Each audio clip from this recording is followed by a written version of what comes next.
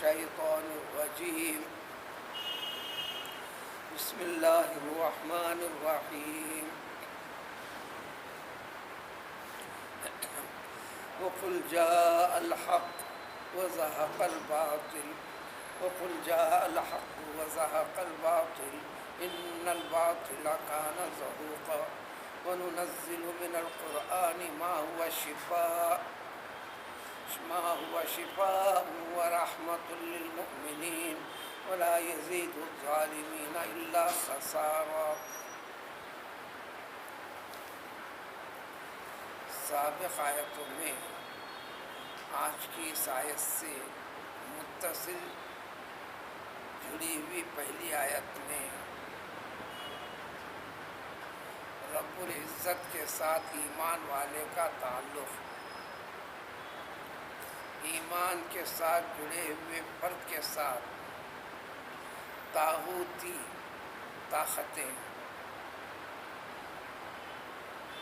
یعنی اسلام سے محبت نہ رکھنے والے، مسلمان سے نفرت کا مظاہرہ کرنے والے، ان جیسے حالات کی تفصیل پچھلی آیتوں میں، خاص طور پر مکے والی زندگی کے احوال جو کم 13 سال کا احاطہ کیے ہوئے ہیں، وہ سب سے بڑا سبق ہے قیامت تک مسلمان کے لیے، مسلمانی پر قائم اور باقی رہنے کے لیے۔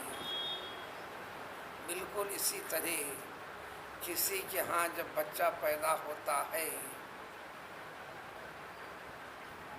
بچہ پیدا ہونے کے بعد اس کے بدن میں طاقت قوت آنے تک، یعنی بچپن ختم ہونے تک،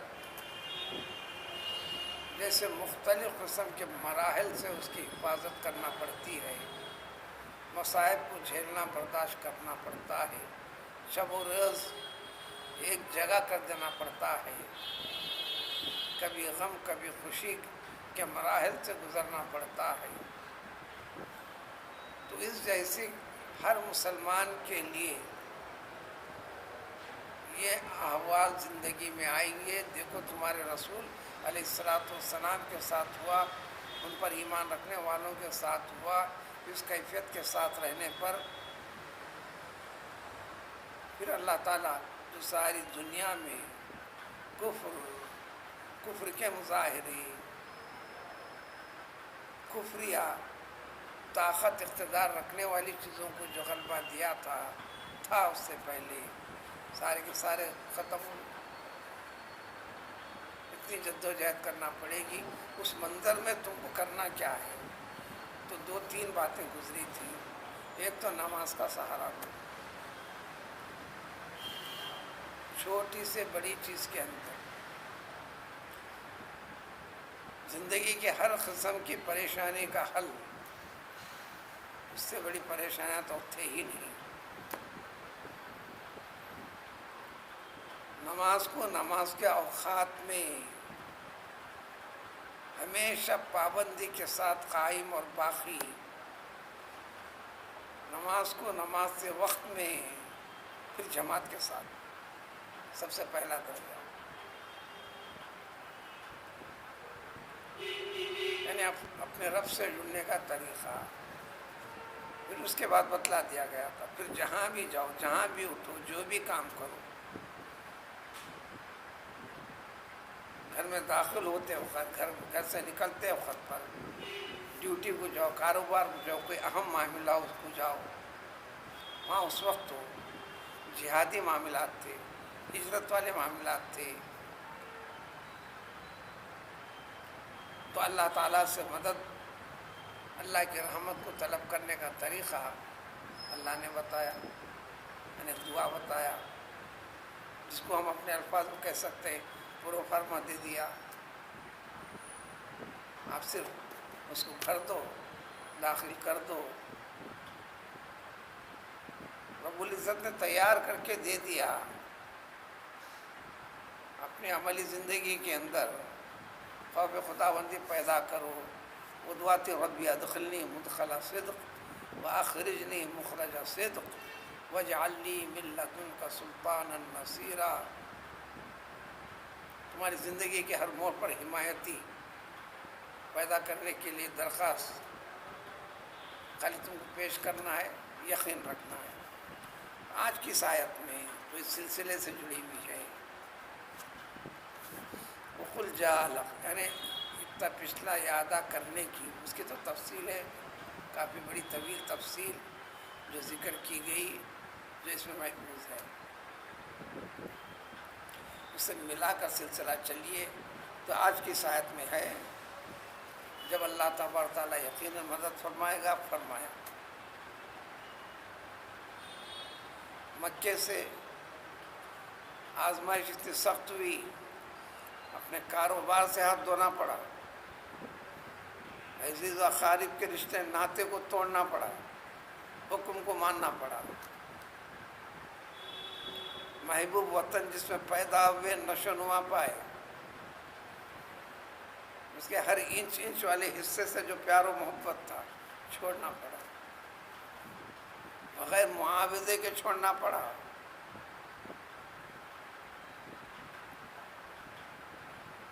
خدا نہ کرے آج بھی جو شکلیں ہوتی ہیں، جب ایک ملک دوسرے ملک پر ہوتا ہے تو جب جانا پڑتا ہے ہر چیز چھوڑ کر ہی جانا پڑتا ہے، بھلے آپ نے خریدی ہو، بھلے اپنی محنت کر کے ہو۔ اب گھر کا ٹیکس کس بات کا دیتے ہیں؟ زمین کا ٹیکس کس بات کا دیتے ہیں؟ اس بات کا اعتراف ہے کہ سب کچھ ہوتے ہوئے بھی تمہارا نہیں، گورنمنٹ کا ہے۔ اس قانون کے تحت آپ کو استفادے کا، خریدنے کا، بیچنے کا، استفادہ کرنے کا، اپنا کرنے کا سب آپ کو حق ہے۔ ویسی شکلیں ہو جائیں گی تو آپ کا نہیں، تو کس زمن میں مطالبہ کرتا ہے؟ جان کی سلامتی سب سے بڑی چیز ہو جائے گی، الغرض بہت طویل تفصیلات ہیں۔ پھر اللہ تعالیٰ پھر مدینے کی زندگی، مدینے میں آنے کے 8 سال کے بعد مکہ فتح ہوا۔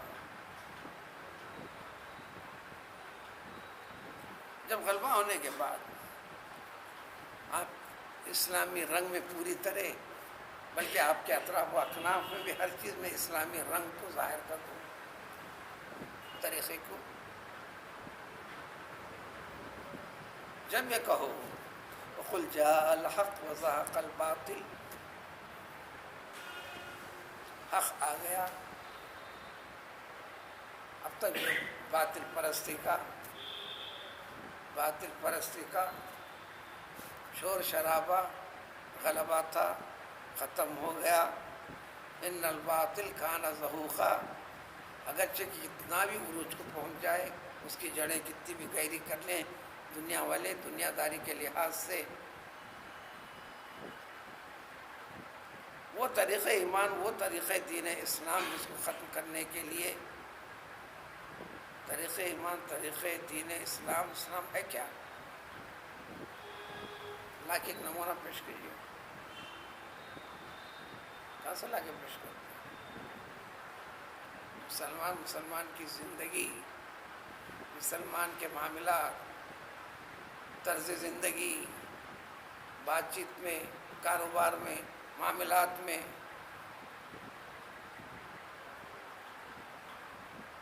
جائزہ لو اپنے آپ کے اندر۔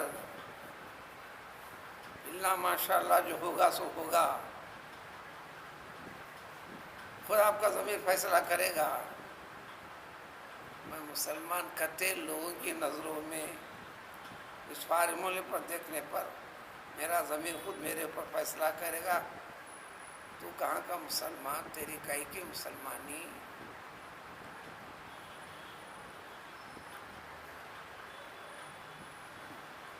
دین اسلام ہے کیا؟ جینے کا ڈھنگ، طور طریقہ، سلیقہ، سوچنے کا ڈھنگ، یقین رکھنے کا ڈھنگ، عملی زندگی میں کر کے بتانے کا طریقہ، یہ ہے۔ اس طریقے کو دیکھ کے ہم کہ دیکھو یہ ہے اسلام اور یہ ہے مسلمان۔ خاص الگ سے کہاں سے پیش کریں گے؟ کس چیز میں لا کے پیش کرتے ہیں؟ الفاظ سے بولیں گے آپ، دکھے گا کیسے، معلوم ہوگا کیسے؟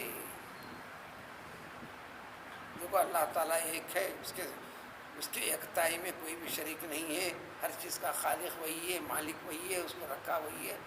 یہ الفاظ ہیں، یہ الفاظ ہیں.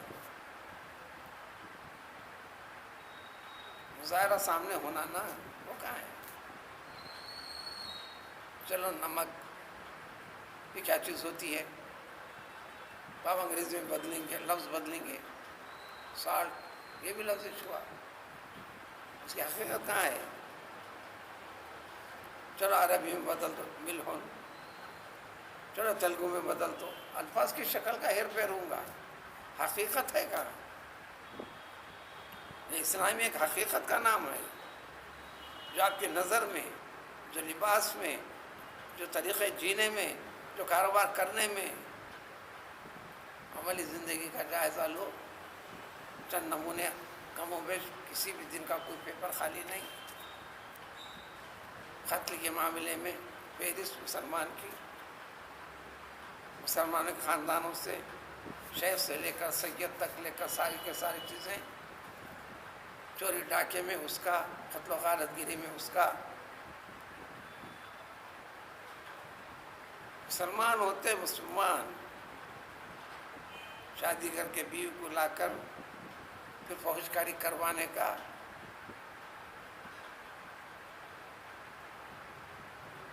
کون سا دن خالی ہے؟ جو 1% کا 10واں حصہ بھی نہیں ہے جو آتا ہے. کاروبار کے اندر سب سے زیادہ بددیانتی، تو پھر یہ تائید کیسے ملیں گی؟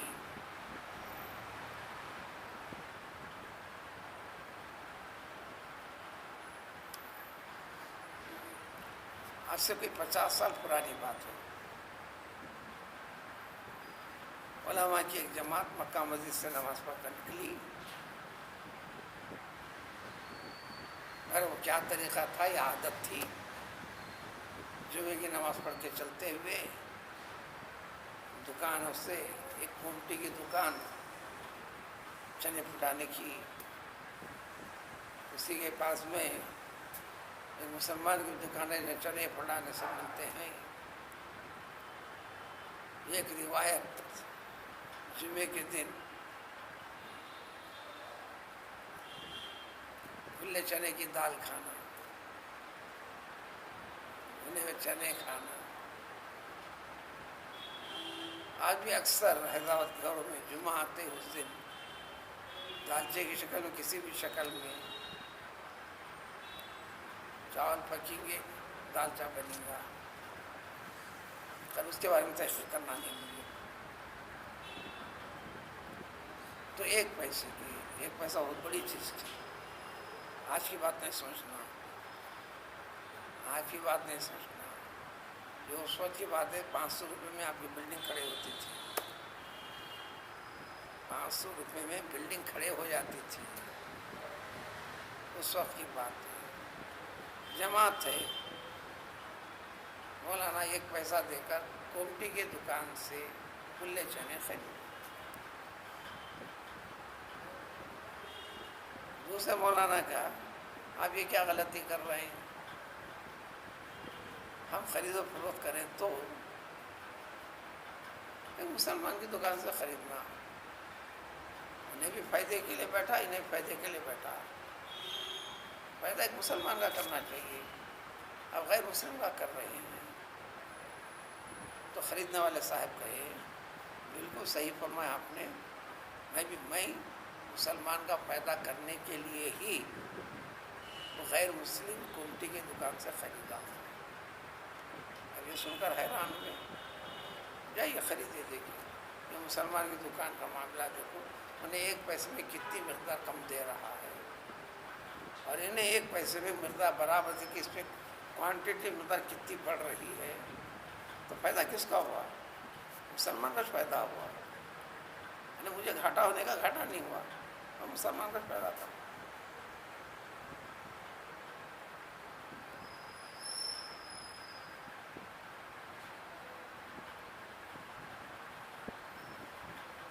40-50 سال والی پرانی بات. اب تو معاملے کے اندر تو دوسری چیزوں کے اندر صرف نماز کا نام ہی اسلام میں یہ کہاں سے نکلا؟ نماز ایک ریموٹ کنٹرول ہے جو ہر چیز کے اوپر اصلاح کرنے والا ہے. اس لیے قرآن ذکر کرتے کرتے کرتے یہاں پر لا کر روک دیا، ان الصلاۃ تنہی عن الفحشاء والمنکر. غیر قانونی، بے ادبی، ہر قسم کے غلط چیز، طریقے، طریقے، فکر میں، عمل میں، جینے میں، ملنے میں، ملانے میں، معاملات کرنے میں، ہر چیز کے اندر منکر کہتے ہیں. اللہ اور اللہ کے رسول نے دین اسلام سے جوڑ کر جو منع کر دیا ہے، انکار کر دیا ہے، ان تمام چیزوں سے، ہر چیز سے روکنے والی چیز کا نام نماز. اور دنیا کی قوموں کے اندر جس کو برا سمجھا جاتا ہے، انسانوں کا دماغ بھی کام کرتا ہے کہ یہ چیز بری ہے اور اللہ نے بھی منع کیا. اس کو بولتے ہیں فحش. منکر والفحشاء، ان دونوں چیزوں سے روکنے والی چیز کا نام نماز ہے. یہاں پڑھ کے نکلنے کے بعد نماز سے تعلق ہٹ جائے ایسا نہیں. چوری کا واقعہ آیا مدینے کے اندر، یہ شخص اسلام لایا، طریقہ اسلام سیکھا، اطاعت و عبادتوں میں لگ گیا، شب و روز عبادت میں لگا رہا، روزے کثرت سے رکھا، صحابہ رش کرتے تھے. یہ کیفیت ہم میں آج پیدا نہیں ہوئی. لیکن ایک مرتبہ مدینے میں ایک بڑی چوری ہو گئی، شک کے دائرے میں گھر گیا. ہر طرف سے چلو، یہی اندازہ لگتا ہے، یقین کے حد تک آ گیا.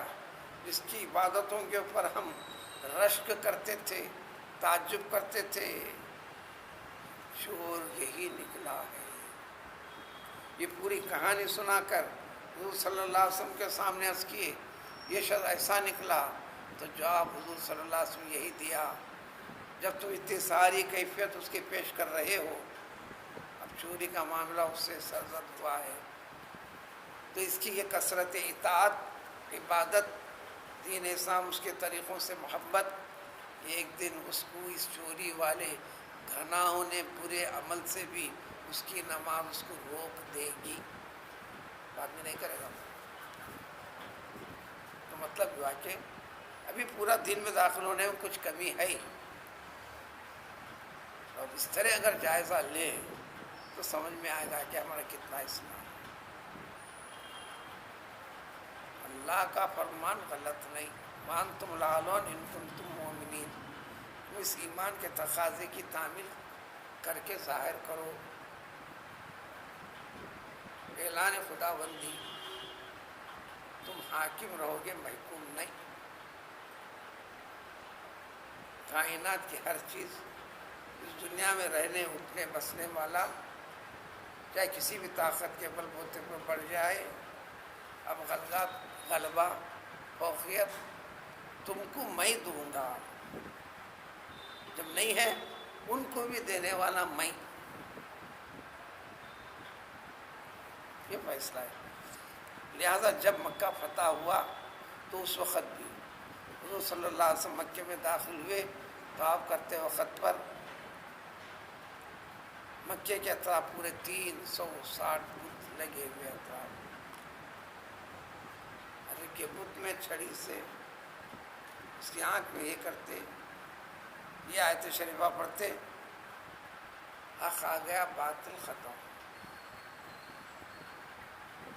سب توڑنے لگے. ایک بت کعبے کی چھت کے اوپر تھا،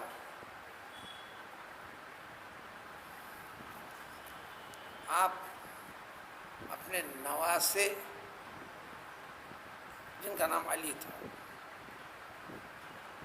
آپ کی دختر جو زینب تھی، اب یوں کہو علی ابن زینب، اس کو فرمائے اوپر چڑھ، اس کو توڑ دے. وہ تفصیلات ہیں.